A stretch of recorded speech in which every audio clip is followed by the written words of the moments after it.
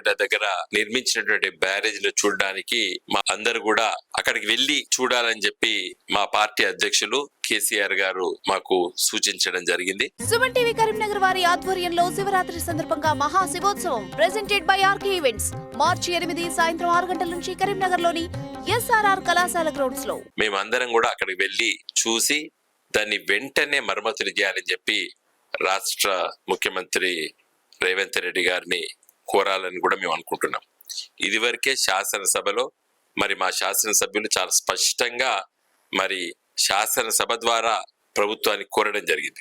86 పిల్లర్లో 2 పిల్లర్లు కుంగిన మాట నిజం, అది ఎవరు కాదనలేరు. ఎందుకు కుంగినటువంటి విషయం ఇప్పటికీ తేట తెల్లం కాలేదు. అది నిర్లక్ష్యంగా మెయింటెనెన్స్ లోపమా, లేకపోతే నిర్మించినప్పుడు మరి టెక్నికల్ గా డిజైన్ తప్ప, లేకపోతే మెయింటెనెన్స్ లోపం అనేది తేలాలి. కాబట్టి ఇప్పటికే 3.5 నెలలు అవుతున్నది. నవంబర్ మధ్యలో కూలింది. నవంబర్ అంటే డిసెంబర్, జనవరి, ఫిబ్రవరి 3 నెలలు దాటింది. మరి ఇప్పటికీ రాష్ట్ర ప్రభుత్వం దాన్ని ఎట్లా సేఫ్ గార్డ్ చేస్తారు, ఎట్లా ఆ కుంగిన పిల్లర్ని సేఫ్ జోన్ కి తీసుకొస్తారు, అక్కడ ఏ మరమ్మతులు చేస్తారనే విషయంలో ఇప్పటికీ ఒక అడుగు ముందుకు వేయలేదు. తర్వాత మరి వచ్చేది వర్షాకాలం. ఇప్పుడు మనము మార్చిలో అడుగు పెట్టాం.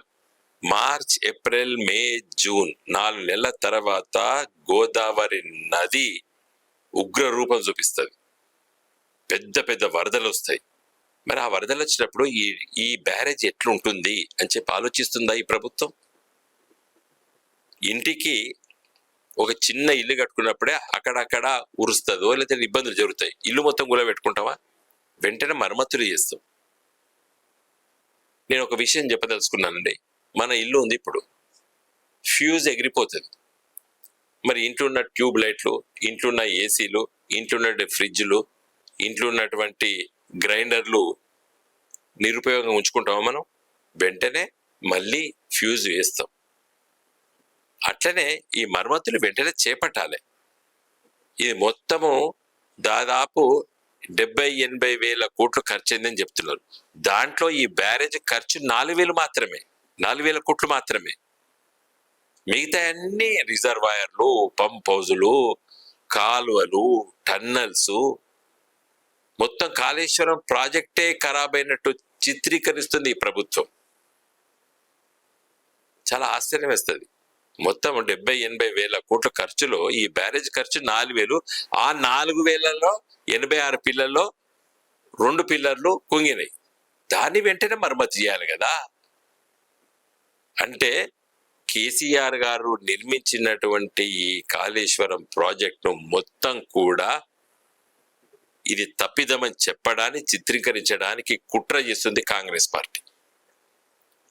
చాలా బ్యారేజీలు అప్పుడప్పుడు ఇబ్బందులు జరిగినాయి. ఫారక్ బ్యారేజ్, మన ప్రకాశం బ్యారేజ్, కావేరీ నది పైన భవానీ దగ్గర కావేరీ నది పైన ఉన్నటువంటి బ్యారేజ్, చాలా యూట్యూబ్లో పోయి చూడండి. బ్రీచ్ ఆఫ్ బ్యారేజెస్ తీసి కొడితే ఒక 100 వెళ్తున్నాయి.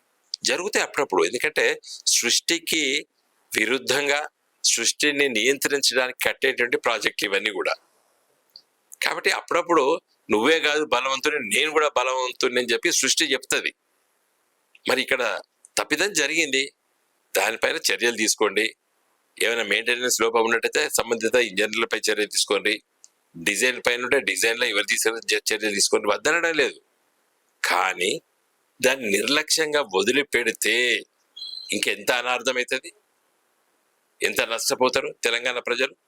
ఇప్పటికే నిజంగా ఆ 5,000 క్యూసెక్ల నీళ్లు ఇవాళ సముద్రం పాలవుతున్నాయి.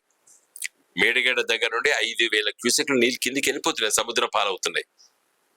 మరి వెంటనే ఎలక్షన్లు అయిన వెంటనే మరి కాఫర్ డ్యామ్ నిర్మించి ఆ నీళ్ళని తీసుకొచ్చేసి అన్నారం, సుందిల్ల, ఎల్లంపల్లి ద్వారా మిడ్మానేర్లకు వస్తే ఇవాళ ఎక్కడ కూడా ఇబ్బంది ఉండకపో. సూర్యాపేట వరకు కూడా మంచి బ్రహ్మాండంగా పంటలు పండిద్దురు రైతులు. కాబట్టి దయచేసి నేను కాంగ్రెస్ ప్రభుత్వాన్ని, మరి రేవంత్ రెడ్డి గారు కోరేది ఏంటంటే వెంటనే మీరు మరమ్మతులు చేపట్టాలి. ఆ డ్యామ్ సేఫ్టీ వాడికి దేశంలో ఒక 100 డ్యాములు ఉన్నాయి. వాళ్ళ కోసం మరి తొందర పెట్టాలి, వాళ్ళు తొందర రమ్మని చెప్పాలి. మేము అప్పుడు ఢిల్లీలో ఉన్నప్పుడు ఒక్కొక్క పర్మిషన్ల కోసం దానికోసం తిరిగేది.